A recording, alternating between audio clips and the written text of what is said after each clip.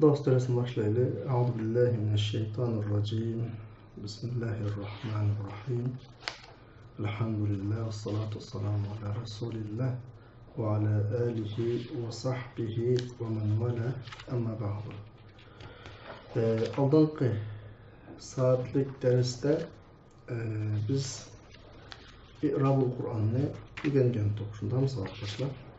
Bugün Garibul Kur'an'a keldik. Kelgeyimiz to'g'ri va Garibul Kur'an keldik shundami. Biz oldingi soatlik darsimizda so'zlagan İ'rabul Kur'an'da Qur'oni Karimdagi oyatlarda qo'llanilgan jumla shakllarininki tahliloti haqida to'xtagandik. Tafsir uchun muhim bo'lgan, pallaning muhim bo'lgan sohaning birisi mufassir Qur'on tafsir qilmoqchi bo'lgan kishi cho'qim mutlaqo bilmasa bo'lmaydigan bir soha deb va ishiga munosabatlik bir qancha masalalar haqida to'xtalgan. Tabii men har doim deb ko'rayman, bu kitobdagi biz darsimizning 5'ida sizlarga ko'rsatib o'tgan 11 tema hisobda yoki 5'deki muqaddimini o'tib, oxirgi ba'zi qo'shimcha mazmunlarni olsak, bir 9-8 yaqin tema bu kichik kitobga sig'ilgan tema emas asli. Ulumul Qur'on sohasidagi har birisi bir mustaqil bir butun cho'ng tema bu asli. Oldingi darsdagi I'rabul Qur'onni shu. Men faqat oldingi darsda sizlarga tushuntirib qo'yganim yoki sizlarning kitobda o'rganganinglar faqat va faqat bunun bundan bir tushuntirilishi. I'rabul Qur'on degan nima? Bunun ahvoli qandaroq degandek bir yuzaki bir tushunishlar hisoblanadi. Bugün bunu deyishimning sababi chunki bugün o'qimoqchi bo'lgan Garibul Qur'onmi Ulumul Qur'on sohasidagi muhim bir pallaning birisi. Ama yine biz bunu şu bugün ikki varaq etrafida dars bilan tugutimiz buni.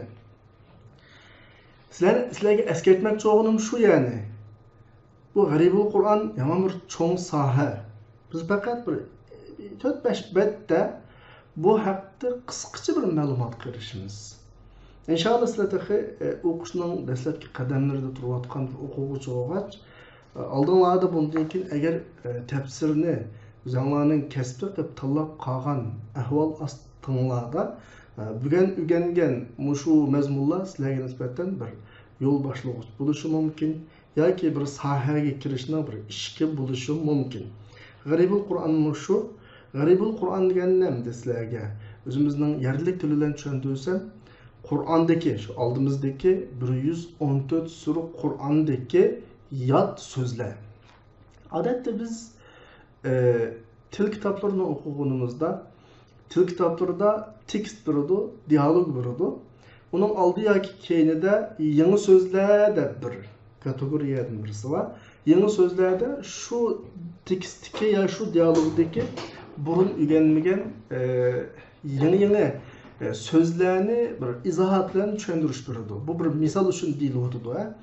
Endi Qur'on biz necha kundan beri darsimizda deb kelyapmiz. Payg'ambar alayhisolatu vassalomga, mu'minlarga hayot dasturi, shariat mizoni, ahkomlarning to'plami bo'lgandan boshqa o'z vaqtidagi o'zini fasohat, balog'at sohasida en yüksek orunda bizning oldimizga o'tadigan fasohat, balog'atda hech kim yo'q deb mejlisga mushlaydigan arablarga nisbatan bir jangga chaqiradigan, maydonga chaqiradigan bir mo'jiza nima o?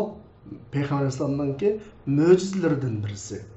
Endi Qur'on shunda deydiki, "Nochang olsang kel" deydi. Qur'onning bir necha oyatlarida inson jin birlashib bu Qur'onga o'xshash bir Qur'onni akab baqsin. Yana bir yerlarda mushu Qur'ondagi bir suraga o'xshash suradan birini keltirib baqsin. Yana bir oyat, yana bir yerlarda bir so'z keltirib baqsin. Buning hammasi Qur'oni Karim shunda bir ishonch bor. Allohning kitobi bo'lg'achqa bular keltirilmaydi. Endi Qur'on aslında başka keltirilmegüdek tarafları nerede dese, biz degендek cümle kurulmaları da ve onunki söz kullanışları da.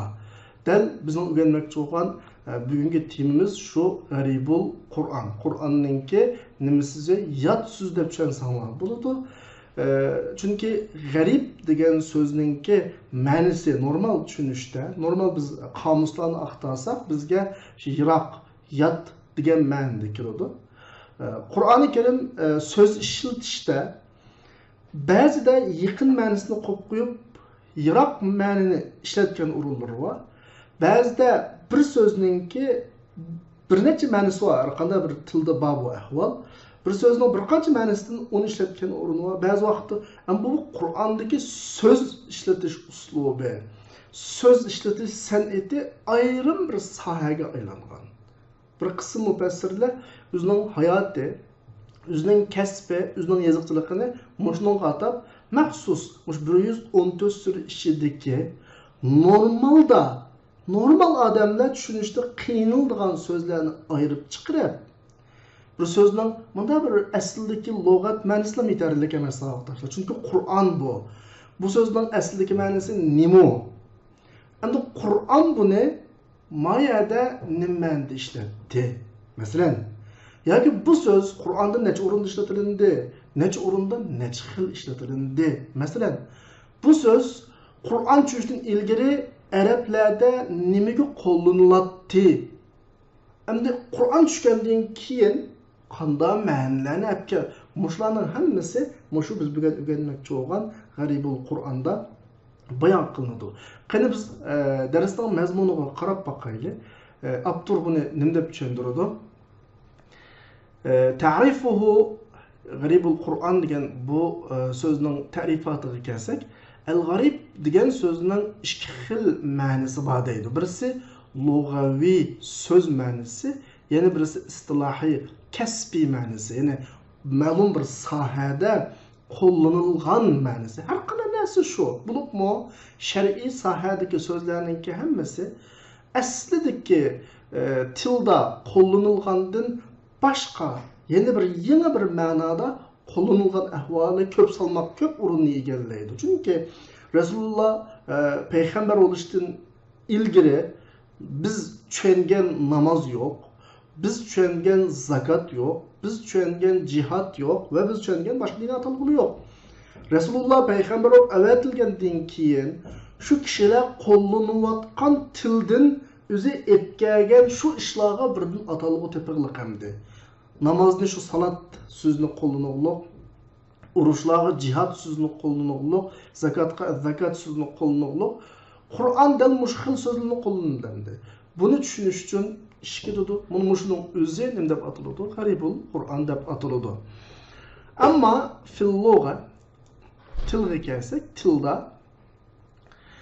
g'araba deganning ma'nosi ba'uda ma'nosi bor deydi. Yiroqlashgan ma'nosi bor.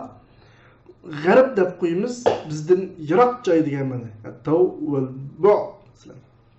G'arib deb qo'yadi. Uyg'ur tilidan bog'u g'arib deb. G'arib degan nima desa, ya'ni yetimsirg'an. Hani texim ichkilab kirsak, yetimsirash degan o'zining yaqinlaridan, oila ahli baloqlaridan, o'zining vatanidan yiroq bir o'rinda qolgan odam yetimsiraydi. Yana shu yiroq degan ma'noni o'z ichiga oladi. Endi so'z ma'nosiga kelsak, g'arib degan jumlalarning ichidagi tutuq, ma'nosi qillig'i yaqin emas, mandalarini g'arib deymiz. Dal mushnundan kalima g'ariba degan so'z mushu ma'nodan yasalib chiqilib, masalan, kalima g'ariba desa, yot so'z, ma'nosi yiroq so'z degan ma'noda. Rajulun g'aribun deb qo'llaniladi odatda. O'zining oila ahlidan yiroq bir odamni nima deymiz? Rajulun g'aribun deymiz. Ya'ni g'arib degan so'z, g'aruba degan so'z ikki xil ma'no ifodalaydi ekan savoqdoshlar. Agar urinib qolsa, yiroqlikni ifodalaydi ekan. G'aruba degan so'z o'rinda yiroqlikni ifodalaydi ekan. So'zlarda, jumlalarda tutuqlikni qanaqa qildi ekan ifodalaydi ekan. Mush ikki xil ma'noni kallamada tutib olsanglar bo'ladi. Əmdi Qur'an da kəlsə, Garibil Qur'an da kəlsə, Qur'an urun, makanğı təvə bir sözmü, yoki kalam, cümlə, manınğa ait bir sözmü desa, təbii ki, ikincisi. Anda olsa biz istilahdaki garibning ma'nisiga bir qarab boqaylik. İstilah deganimiz, yani şu ma'lum bir soha, bir kasb yoki bir qo'llanib tushunsanlar bo'ladi. Ilmi g'aribul Qur'on mana gapni darsolda tushunmaydi buni avtor.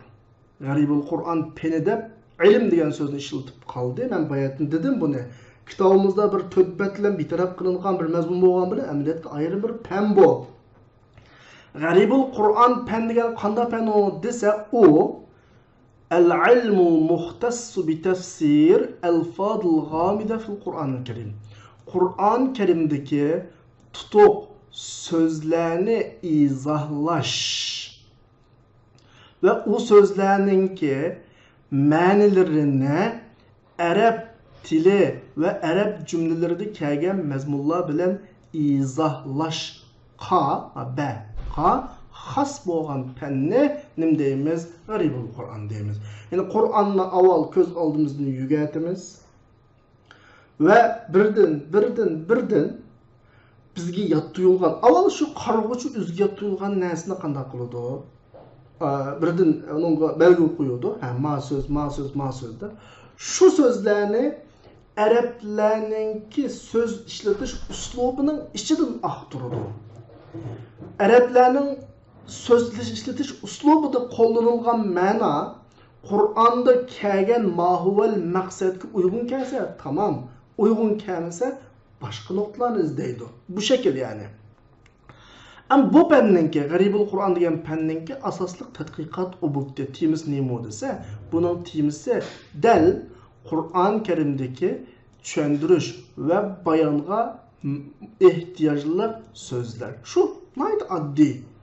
Bunu bu kadar mürekkepleştirmeye yengillamda persemi buludu sizlerge.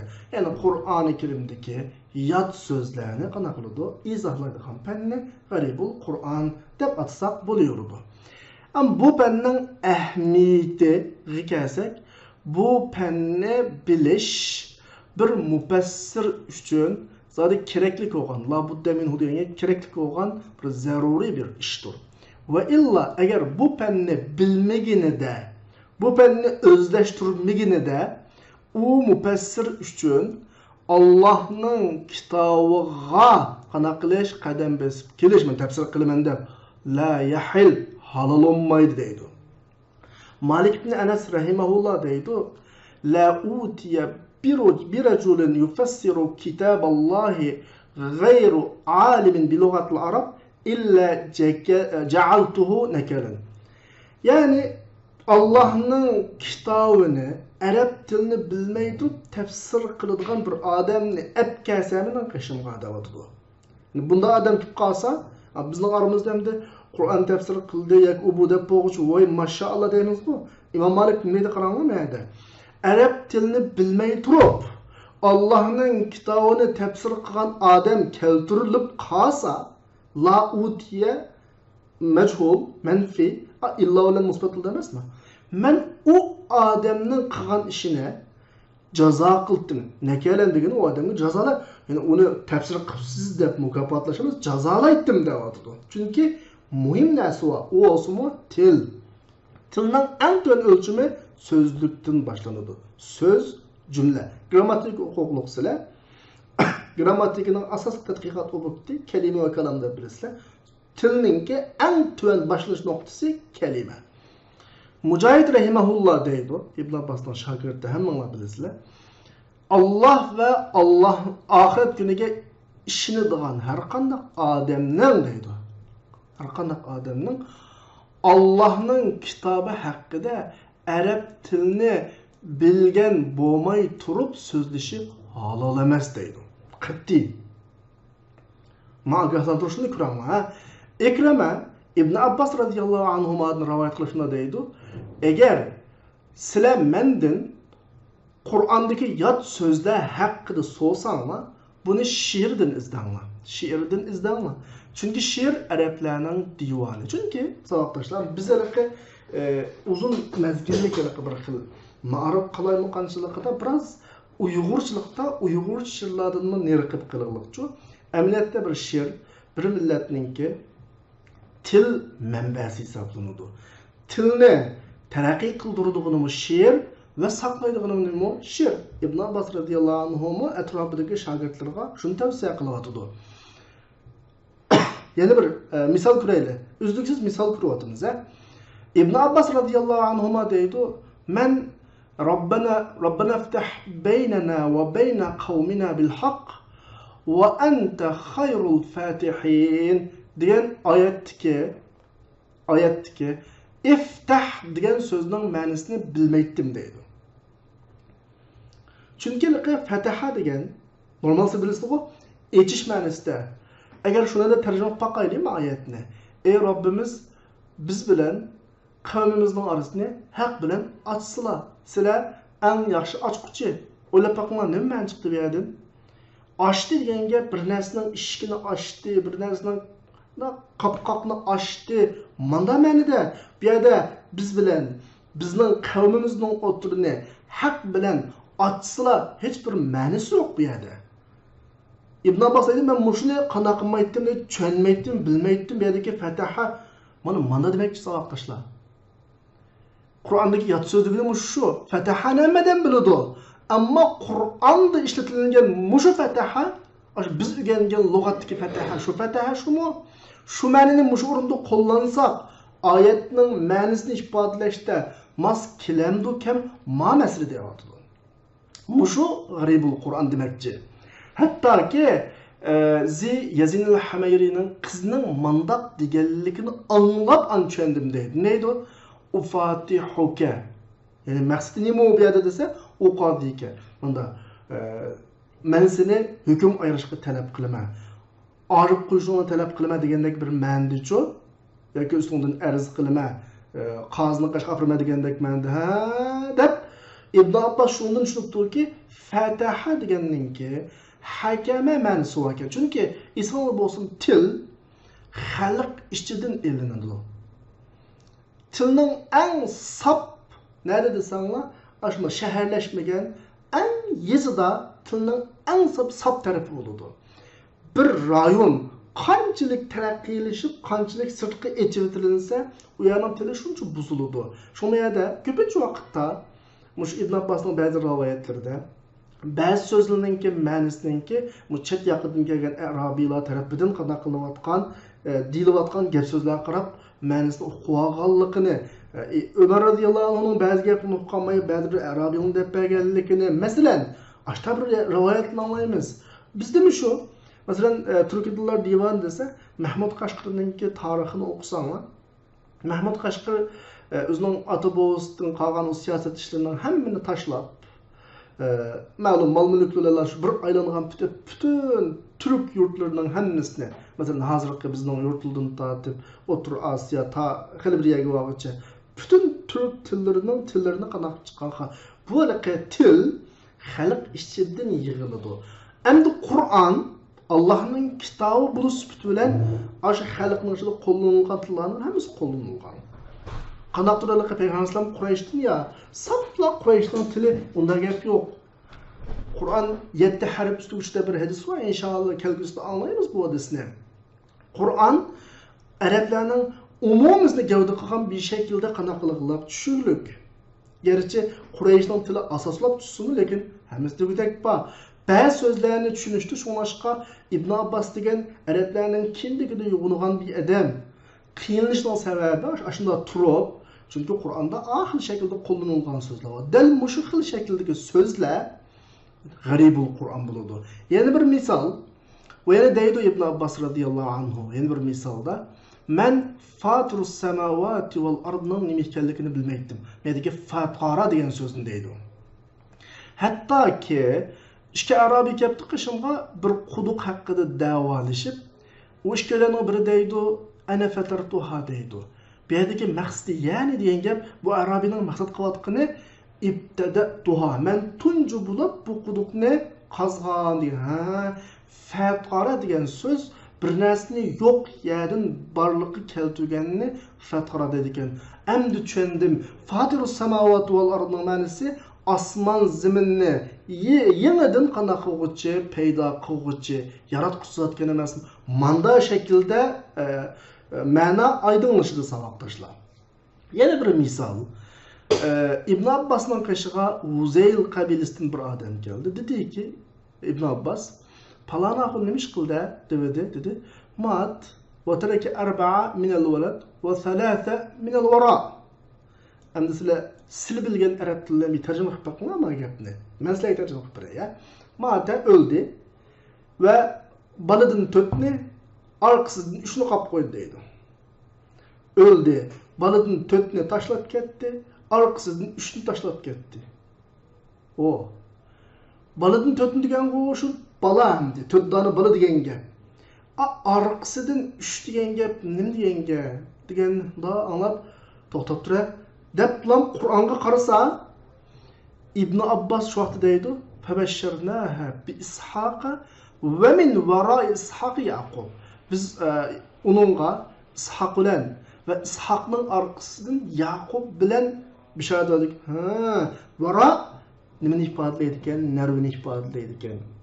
Degan ma'noni boshda xalq ichidagi eg'iz so'zlari, til ifodalash shakllari, til so'z boyliqlaridan foydalanib turib Qur'ondagi kelgan ba'zi so'zlarni mashta qana qilgan gap, ugundigan gap savoqdoshlar. Ya'ni shu yuqorida olgan misollarimizninki hammasi g'arib al-Qur'onul Karim. Muşu sahaga kirgan adam bu bir penge kirgan bo'ladi. Buni biz nazariya jihatdan o'qib bo'lamiz bir yarim soatda. Tugaydi bu naydi tiz 4-5 betda. Agar amaliyatiga kirsanglar, Qur'onni ochib, bashi sur Fatihadan boshlab, oxirisi minal jannati va nasga chiqquncha qo'lingizga qalamni olib turib, Qur'onni bilmagan har bir so'zning ustiga sizib va shu so'zni endi o'z vaqtida Arabiyning kendini mash ketmaydi bugungi kunda.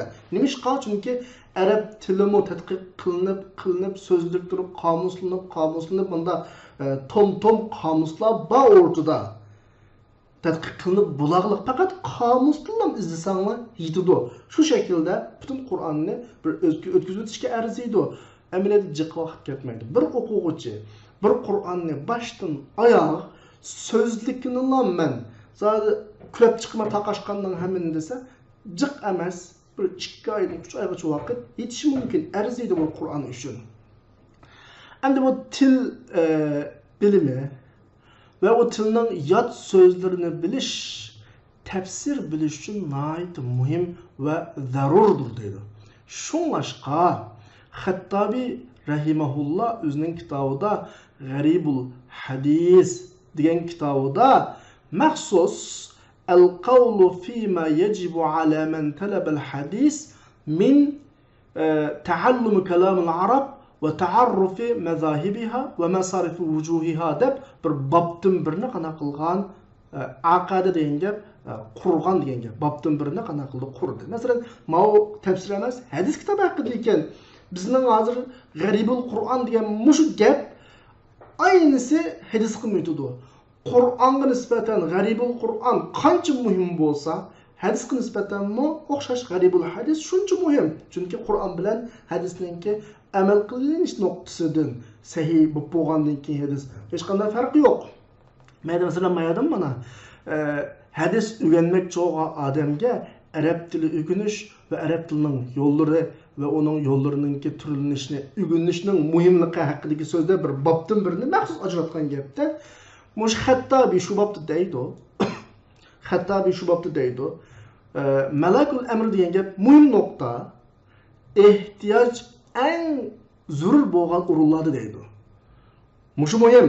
Shularning qatoridan birisi, meni hali shularning qatoridan birisi ma'rifatu abwab salat. 3 bobni o'rganish deydi. Birisi ismning misollarini, ism bek muhim. Chunki ham bizning Uyg'urlarning ichida ismni xato qo'ygan ahvollar bor. Uyg'urlar masalan Uyg'ur deb qoldim. Arablar xato qo'ydi ta ismni. Zamaxshariymi, Zumaxshariymi, Qartubiymi, Qurtubiymi degandek ham ismlar kelsa, hatto hammadan gachilishidi ismda. Shu arablarda ism gap qolsa, buning zuvar zirlarini deb qo'ydi. İkincisi pilning qurilmalari, uchinchisi i'rob yo'llari. Mujning ishidagi G'aribul Garip degeni qaysi? Emsilatul esma degeni şu garibul Kur'an şu. Fe inne men lem yuhkim hadihil usul hakikaten bu kaidelerni puxta öğrenmegen adam ilimni ögünüş yoki ilm vahiy li ilmini gap ma'lum bir bilimni öğrengichi buluşqa tehi mukammel bo'lmagan bo'ladi. Yoki u bilimni boshqalarga rivoyat qilib buni yetkazish kimi mukammel emas u. Eng to'g'risi billahi eng loyiqisi o adamning shu bilimdan buzlig'ini tuzlig'idan ko'proq bo'ladi. Bir odam mush nuqtalarni bilmasa, yuqori degandek o bir bilim egasi bo'lanmaydi. Va'iyanli ilmini bilimni o'zi bunda egallab olimg'u bo'lanmaydi. Buni boshqaning bilimini boshqalarga yetkazgudek edami bo'lanmaydi. Eng joyida, eng to'g'ri gap bu odamga nisbatan. Bu odam tuzaydig'idan buzlig'ini chiqiladi deydi. Demek ki bu savoqdoshlar yuqorida gapimiz naql oldik Xattobiyning gapidan. Ya'ni mushunga hadis to'g'risida gap ham bu yuqoridagi gap aslida. Mushunga o'xshash gap, o'xshashlar g'arib Al-Qur'onul Karimni bilish haqida deyiladi. Hadisda ona degan bo'lsa Xattobiy biz Qur'on haqida tabiiy uni deymiz. Chunki dedik boya Qur'on hadisdan muhim bo'lsa balki hargiz hadisdan tuantimaydi. Buni hammalar bilamiz buni savoqdoshlar. Çünkü فَاِنَّ الْخَطَأَ فِيهِ çünkü bu Kur'an'daki hatalık, Kur'an'ın sözlüklerdeki hatalık, tefsirdeki hatalıkı düşürüzdü ve doğrudan yiraklaştırışkı düşürüzdü. Hatta çoğun ülümü aldın mı yüzbege ehval bu. Çoğun ülümü aldın mı? Çoğun ülümü aldı derken bizden etrafımızdaki çoğun ülümü alamaz. Tarihten bu yanıkı, onda tefsir pişvası da atalhallah mı? Sözde hata ketken ahval. Pek eğir. Mesela anlap bakalım kaçta bir şey gayvetine. Ebu Ali Riyahi. Hemen onu bilirler. Ubey ibn Ka'b'nin şagirdi radiyallahu anh'ın ki Medine tefsir pişvalarından, tabi'in pişvalarından birisi. Biz ilgili derslerde okup öttük bunu. Muşu kişiden اَلَّذ۪ينَ هُمْ عَنْ صَلَاتِهِمْ sahun diyen ayet hakkında soruldu. Ular özlerinin namazdan bir haber. Hem de muşu ne belki aramızdaki sırf bizden sorap kalsın bir değişimiz mümkün. Namazdan bir haber adam diyen kandak adam dep kılış dese bizim deyimiz bu. Hem de namazdan bir haber adam diyen şu namazda okuydu, üzeceği namazda, kallısı başka yerde. 3 rekat okudu mu, 4 rekat okudu mu, cüp okudu mu, takvalı mı okumaydı adam deyişimiz mümkün. Ebu Aliye'nin diyen de sana okşaş getin diyen. Diyen ki bu üzünün namazdan bir haber adam diyen şunda adam ki namazdan kaydıdı halbuki cüptün okudu mu, tak okudu mu bilmey kaydıdı. Yani bunda adam de tefsir kıldı da yine hatalaş diyen gap yerde. Hatalaş nereden gap çıktı sana bir sözünü mulahize kılmaganlıktan çıktı. Hasan davatıdı şu vakitten de. Ebu Ali'ye toxta. Onda emas. Belki bir yerdeki bir haber degen adamlar namazının vakitlerinden gafil qalgan adamlar o. Namaz ötep ketkenге kadar. Ondan sonra av bayatdan agapni dedi Ebu Ali'ye. Hasan magapni qildi. Farq nerede çıktı? Hasan qandaq ulab bu noktani bilib oldi desa, ma bu muhim nokta qaranglar. Ala tara qaramamsa Allah subhanahu ve ta'ala'nın ki en salatihimdeki en qaramam. Qaranglar bir en söz. Belki hammalar grammatik okuqluq. En nimde öğrengendinglar? En degen ötküzüp etiş de bir ma'noni öğrendik biz. Şunda ama grammatikada. Yani ma'lum narsani ma'lum narsadan qanaqli ötküzüp etiş. Anaganda sahun, en salatihim sahun olsa, namazdan gafil olsa, namazını ötküzüp etti degan ma'no chiqadi mutlaka. Eğer Ebu Ali Riyahi çöndüğün boyunca namazının içindeki mezmunlardan bir haber 3 rekat okudu mu, 4 rekat okudu işte okuyup kalsa emkemeyle mekilişkilik, fikirleşkilik. Mişede en ölen finin ki mənisinden çıkıvatkan hatalık farkı bu yerde çok. Yani Ebu Ali'ye fi va an ma ikki harfni o'ylanmadi bu haqda farqni. Abu Aliyaga Hasan nimbadi eskartish berdi. Chunki agar maqsad Abu Aliya tushungandek bo'la olsa, bu yerda oyatdan chiqadigan maqsad fi salatihim degan bo'ladi. An salatihim devide bu yerdagi an deganlikning o'zi shuni dalolat qildiki, maqsad namoz vaqtini qana qilib ketish, ketib qolish. Bu bir oddiy misol. Yeni bir misal ko'ramiz. Mana katta ulamolarning ketib qolgan yerlari. Yana shu katta ulamolarning so'zlik tufayli Qur'ondagi ketib qolgan yerlaridan yana bir misal ko'ramiz savoqdoshlar. Shunga Ibn Qutayba va man ya'shu an zikrir rahman degan oyat haqida kimki Rahman Taoloning zikridan men tarjima qilsam ham hozirlikka to'g'ri tarjima qilgan chunki biz tafsir o'qidik emasmi? Kimki Rahman Taoloning zikridan yuz o'rdi degan gap bu oyatda. Ammo asha ya'shu degan fil qomusga qarasanglar qarash degan ma'nosi bor.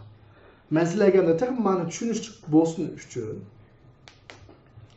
bir narsani deb qo'yay. Arabchada nazara deb bir fil bor. Qaradi. Hamma bilasizlar bu filni. Mushu nazgora degan fil 3 ya 4 xil qo'llanildi arab tilida. Men sizlarga birdan dey, sizlar ma'nosini qo'llanmada o'ylanib boqinglar. Nazara ila. Bunun ma'nosi nima bo'ladi? Nazara li. Masalan, nazara ilayhi, nazara lahu. Diqqat. Lekin nazara anhu. Nazara anhu an. Üç oldu mu? Lekin nazara fihi. Bir nazara degan fiil 4 harf bilan birga keldi. 4 harf bilan birga kelgan vaqtda buning ma'nosi 4 xil bo'ladi savoqdoshlar. Dibit aytaylar. Nazartu ilayhi olsa uningga qaradim bo'ladi. Normal. Biz o'rgangan nazara shu. Agar nazartu lahu olsa bunda normaliga qarash emas. Mana qo'shnimiz balasidan birini ekirib xapamaymış balam bir qarab turibsa, men bozorga beriblam, keleyda balasini qo'yib qo'ygan bo'lsa, men qo'shnim kelguncha balasiga qarab turaman. Shu vaqtida nazartu lil walad balasiga qarab turdim degan bo'ladi. Yoki somkisidan birini qishimga qo'yib qo'ydi. Ma somkamga qarab qo'yishli juma degan bo'lsa, unzur li hadhihi haqiba deydi. Ma somkamga qarab qo'yishlar degan gap o. O lam bilan, ila bilan emas, lam bilan ishlatildi. Bu bir. Lekin men bir ishni xato qilib tushunolmay qolsam, birisi menga bu masalaga bir obdan bir qarab chiqsizlar deydi.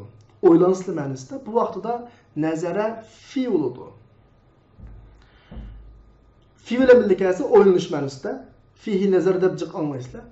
Ondan keyin yuz o'rish ma'nosi bor. Nazara an. Anog'ani nazaraninki 4 harf bilan kelishi bilan necha xil ma'nosi keldi? 4 ma'nosi. Nazara ila g'a qaradi. Nazara lam qarab tudi, baqdi, xabar oldi degan ma'nosi bor. Nazara fi o'ylandi degan ma'nosi bor. Nazara an yuz o'ri degan ma'nosi bor ya. Ma asha ya'shu. Hozir qilma o'xshash. Ma'nosimi o'xshash, qo'llanishimi o'xshash.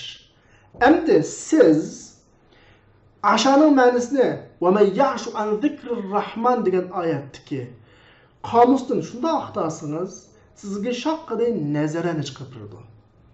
Xo'shib ketisizda, voy, men qarash ma'nosi bor emasmi deb ashhadulloh kimki Rahman Taoloning zikridan qarasa deb tarjima qilsangiz, ashada xatolashgan bo'lasiz. Chunki xuddi nazaraga o'xshash bu asha ya'shu anilan birlikasa yuz o'rish ma'nosida keladi. Ma maqsadni tushunamizmi savoqdoshlar? Shunga davotida Ibn Qutayba asha ya'shuni nazara deb tafsir qilgan. Ammo ulamolar Ibn Qutaybaning bu xil tafsirini xatoga nisbat qilgan. G'allatuhu degan gap xato deb baho bergan uningga. Andos ma'nosi nima desa, faqat uning ma'nosi yu'ridu. Endi İbn Qutayba bu yerda nimishqa xato ketdi? Faqatlam İbn Qutaybaning bu yerda xato ketishi, chunki u ashautu ila shay'i bilan ashautu anhuning o'tirini ayirmagan. Hozir men sizga ayirib berdim ya.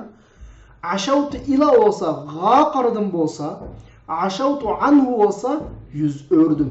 Endi hozirgi yuz o'rish degan tarjima bilan oyatni tarjima qilib bakinglar.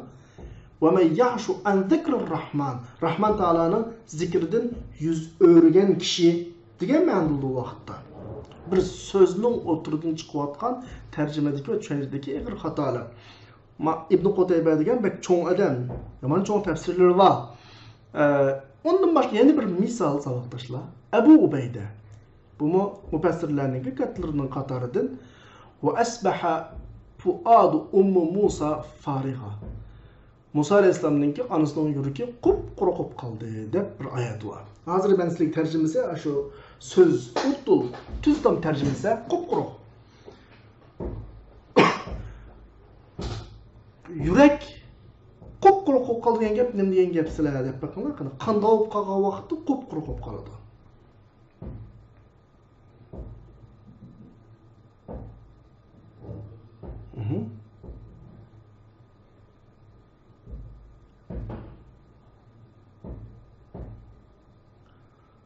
Endi har xil ehtimoli bor. Til nuqtasidan.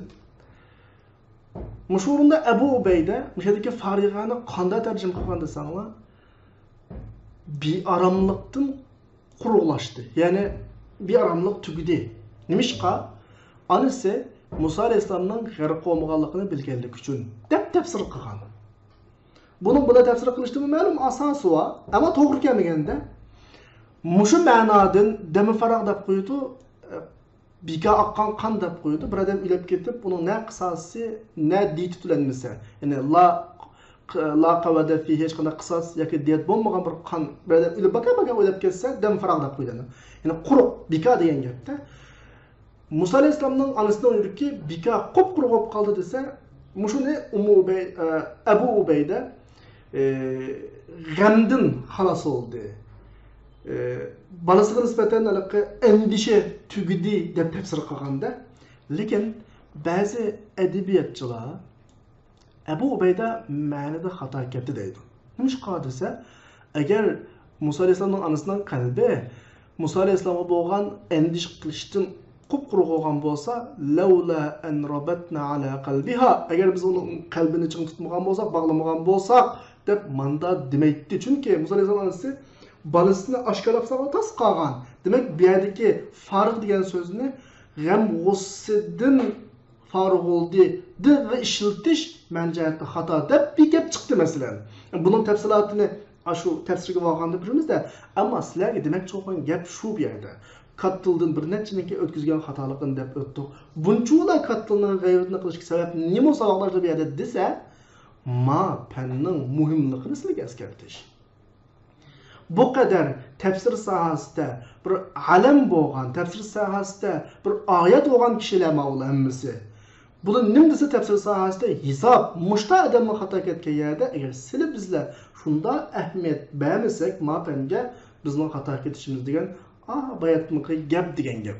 Şuna mazmunni İmam Zarkashiyninki tuvandagi gapi bilan qanday qildi, oxirlashtirdi.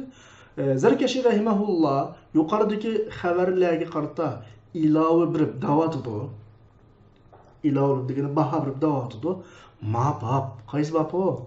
Mushu g'aribul Qur'on degan bab nihoyatda xatarli, buyuk bir xatarlik. Azimul xatar degani xatar nihoyatda buyuk bir bab.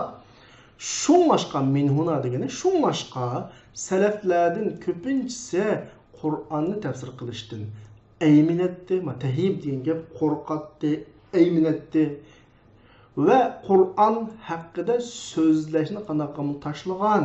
Nimishqa teyilib ketishdan ehtiyot qilib, hadiran ayyadillu degan teyilib ketib maqsaddan boshqa yoqqa ketib qilishdan ehtiyot qilib deydi. Gerçi ular tilga ulamo olsunmi, dinda fuqaha olsunmi deb.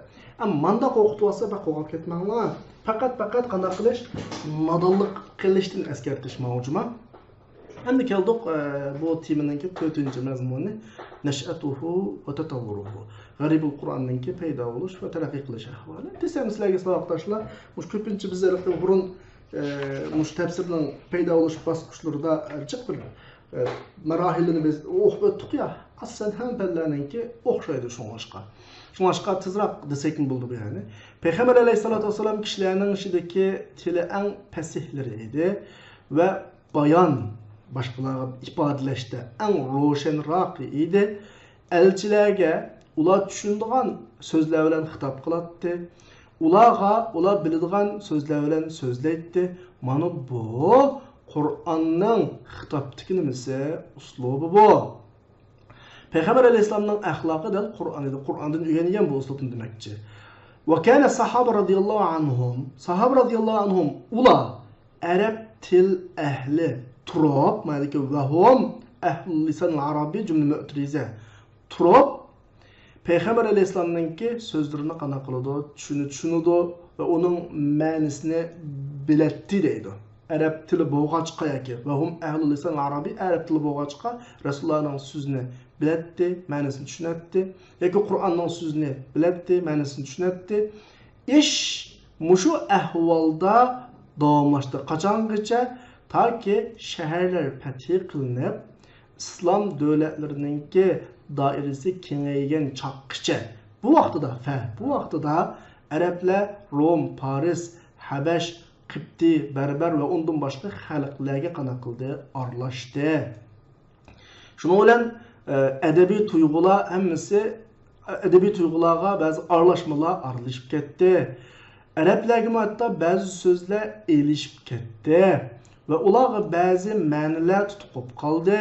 Shuning bilan fatta jihatdagi natijani ifodalaydi. Shuning bilan ulamolardan bir bo'lak kishilar Qur'on va hadis alfozlaridan bayonga ehtiyoji borlarini tafsir qilish uchun yuzlandi. Maxsus mushun tafsir qilishga bir bo'lak ulamolar ajratildi. Dal mushu ilm g'aribul Qur'on deb ataldi agar Qur'onga munosiblik taraf bo'lsa, yoki g'aribul hadis deb ataldi agar hadisga munosiblik bo'lsa. Endi ma'lumotga biz bayatın dersimizin beşidilen mavzu g'aribul Qur'on deb qo'yildi ya. Sizlar bilasizlar bu bir 1000 yillik bilim bo'lg'achqa zamonning o'tishiga ergashib o'zgaradigan ismi olsin hatto. Ahvollar bo'ladi. Shu Abdurrahmon bizga asıltib ta'tidi. Ma bilimninki ma ismi bu dastlabdiki birdan-bir ism emas, balki bunda atiladi. Tarixdan buyon 3-4 xil atalgan deydi. Mayda ma'noda muhim nuqtalar. Birinchisi ma'nil Qur'on deb atalgan. Ma fanning ismi. Shunga turas kitoblarda g'aribul Qur'onni tamaqsa olsa, ma'nil Qur'on deb kelib qolsin shu. Ibn Salah ta'tidi va haythu ra'ayta fi kutub at-tafsir tafsir kitoblarida qala ahlul ma'ani degan gapni ko'rsangiz, buningdan maqsad nima desa, dal Qur'onning ma'nosi haqida kitob yozuvchilar maqsad. Masalan, Imom Zujaj, Farra, Akhbash, Ibn Ambari o'xshash deb manda askartidi. Ikkinchi ismi i'robul Qur'on. Endi menda xatolashmanglar. Oldingi darsda o'qigan i'robul Qur'on bilan ma'irobul Qur'on bunda ikkisi bir emas hozirgi nuqtada, ammo ko'p hollarda bir gapni avval davolay. G'aribul Qur'on va i'robul Qur'on ikkisini birga yozildi ulamolar. Masalan, bir kitobda i'robul Qur'on yozmoqchi bo'lsa, uning i'robini bayon qilgach, so'zlarni birga yozadi. Shunga i'robul Qur'on degan ism aniga qo'yilgan, ma'noga qana qilgan, qo'yilgan ikkisi birga ma'nodan bo'lg'achqa.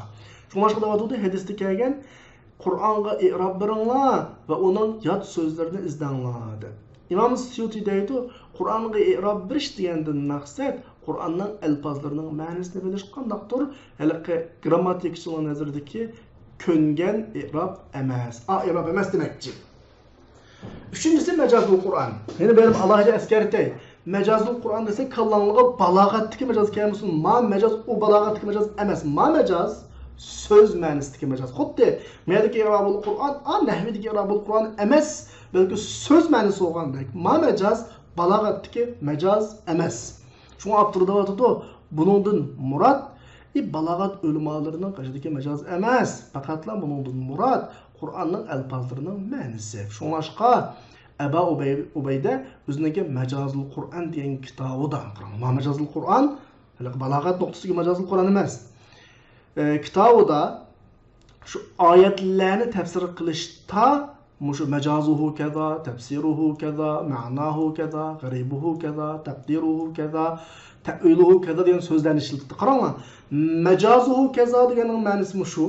Tafsiruhu kaza, ma'nahu kaza, g'aribuhu kaza, taqdiruhu kaza, ta'wiluhu hammasining ma'nosi ala ma'anna ma'aniha degan gap. Bularning hammasining ma'nosi bir yoki yaqin. Mushu asosda ishlatdi deydi. Mahiyetini bilmemiz ama Turas kitapında kallanla elişiplam kitapta savaştaşlar. Buna degenlikning ma'nosi, va ma'na hada, buna degenlikning ma'nosi majaz degan so'z kimning nazarida, Abu Ubaydning nazarida Qur'on o'zining ifodalaridan ma'nodigan yo'ldan iborat. Yani so'zlamdi, jumlamdi, mushundan iborat. Ma'na endi shu vaqtdagi holning tabiati bilan balag'at ulemalari keyinchi majaz degan so'zga bekitgan ma'nodan nimroq omroq. Demak, mana bir gapni yana davolaysa o'rtoqlar. Fanlarning hammasi tamoman mustaqillashib, har fanning atalg'ulari o'z oldiga bekib muqimlashning ilk oldida nurg'un atalg'ular aralashadilar. O'rtaq ishlatiladi. Atalg'u aningga ma'noga ishlatiladi. Ölümalar ba'zida xos istiloh bilan o'zjaqlab ishlatadi. Kitoblarga shu shaklda xotirlanadi. Keyincha fanlar hammasi ayrilib, atalg'ular turaqlashgandan keyin yozilgan kitoblarda normal. Uning oldi kitoblarda biroz elish chiqadi. Shunlashqa o'quvchilarimiz kallasini mush jihatda qattiq tik sagak tutish kerak yani. Bo'lmasa elishib qilish aram turadi yuz bergili. Endi bu G'aribul Qur'onni tunji bo'lib kim tuzgan desa, bu fan sohasida tunji kitob yozgan kishi haqida ixtiloflashildi. Deyildi Ibn Abbos deyildi. Qandoq Ibn Abbos yozgan bu haqda deyilsa, munda.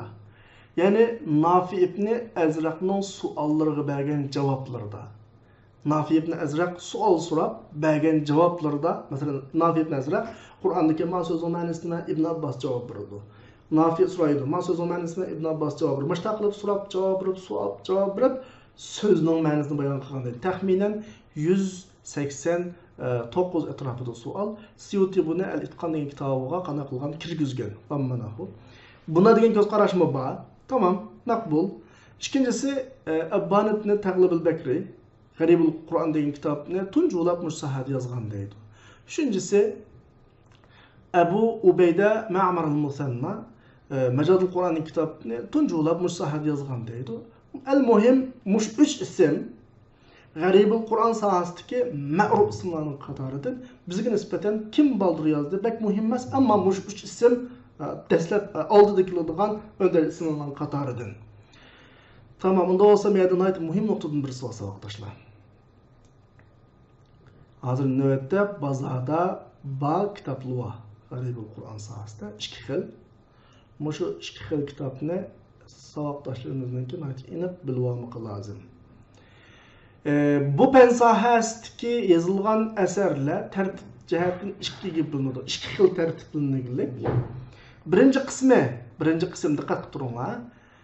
Bu qismdagi alfaz so'zlar sur tartibi bo'yicha ikkiliklik deydi. Sur tartibini avval sur Fatihadan boshlaydi. Sur Fatihada 10 dona so'z chiqqan bo'lsa, 5 dona so'z chiqqan bo'lsa, 3 dona so'z chiqqan bo'lsa, avval shuni qilib o'tdi. Andan keyin sur Baqara yutadi. Baqara chiqqan so'zlarni tushuntirib o'tib, Al Imron yutadi. Bu shaklda. Andan keyin suraning ismini so'zlaydi. Andan keyin shu suraning so'zlaridan yot so'zlarni so'zlaydi. Bu haqdagi yozilgan asarlarning qatoridan Abu Ubaydaning Majazul Qur'on, Ibn Qutaybaning Tafsir G'aribul Qur'on, Imom Uz-Zajning Ma'anul Qur'on. Agar bu shaklda kitob olamiz desanglar, maktablardan birini olsanglar bo'ladi. Ikkinchi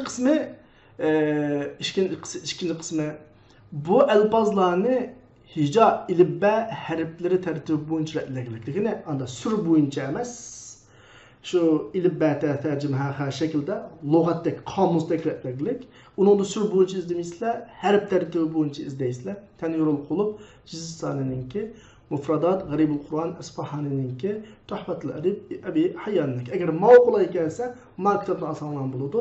Kitob olgan vaqtida ahsilisi yaxshi, mahris nachar demayman. Har o'quvchining o'zining mijaziga qarab yoki ehtiyojiga qarab bir kitob olish kerak. Masalan, sizlar Qur'onni boshdan oyoqqa bir tadqiqot etmoqchi, tamam so'z tartibi bo'yicha yozilgan kitobni olsanglar bo'ladi. Yoki udul kelgan yerda izlayman, so'zni izlasam bo'ladi, mening sarf iqtidorim yaxshi desanglar, ilib va tartibi bo'yicha talablarni olsanglar bo'ladi. Tez lekin qulay. Hamda Garibul Qur'an sohasida yozilgan muhim asarlar desak, bu fan sohasida yozilgan asarlar nihoyat ko'p. Imom Suyuti deydi, bu fanni deydi. Sanab la yuhsaun degan gap, sanab bo'lolmaydigan kishilar, xaloyiq degan gap, xaloyiq degan kishilar mustaqil asar qilib qilgan, yozib qoldirgan deydi. Masalan, İbayatın Tulgağırımızdaki Nafi ibn Azraq'nınki meseleleri İbn Abbas'ın so'rab, İbn Abbas cevap bergan. Bunun tahqiqatları aslında var, ko'p baksanlar bo'ladi. İkincisi Mecazul Kur'an Ebi Ubeyde Ma'marul Musanna'nınki qarab baksanlar bo'ladi. Üçüncüsü Ma'anul Kur'an, dördüncüsü Tefsir Garibul Kur'an, Ma'anul Kur'an. Kitabın ahırıca, şu metnin ahırıca, ta ahırısı Kelimatul Kur'an, Tefsir ve Bayan Hüseyin Mahluf depti. Muş kitabının hemmisini bir kurup gözünü göçürüp alsanlar bo'ladi. Abdurnaid isli kitabını tavsiye qilibdi. Saboqdoshlarimiz bu deydigan gap ahiristiki ba'zi kitoblarningki palonining tahqiqoti, Foucaultning tahqiqoti degan gap bor. Shu tahqiqotga ahamiyat beringlar. En yeni yoki en so'rab agar o'zinglar bilmasanglar, en yaxshi tahqiq qilingan kitoblarni olsanglar bak foydasi bor. Tahqiqning kitobning mazmunlarini ochib berishda bak alohida foydasi bor. Oxirisida Imom Suyutininki tuyandagi gapi bilan mazmun oxirlashtirg'ay. Imom Suyuti deydi, bu fanni son-sanoqsiz kishilar asar qilib yozdi. Shularning qatoridan birisi Abu Ubayda, Abu Umar Zahid, Ibn Durayd ve şu kitaplarımızdaki en meşhurraki Azizi'nin kitabı.